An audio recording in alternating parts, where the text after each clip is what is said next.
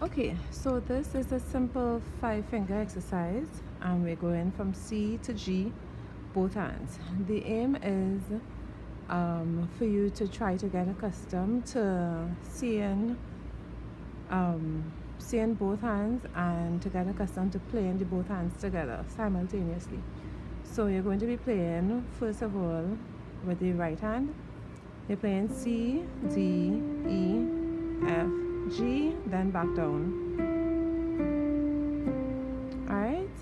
The left hand, for now you're going simple. So when we play C in the right hand, you're playing C in the left hand. Right? When you play G in the right hand, you're going to play G in the left hand. So it would be like this. Right? And we're going to do it a couple times and then end. And then we're going to switch. Alright, so let me show you this part. So you're going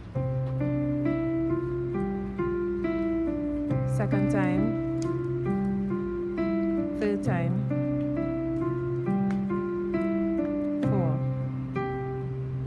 4. Right, so it's ready 3 times, and the ending you just go C, G, C. Right? So going again. First time, second time, third time, and on the 4th we simplify it. Right?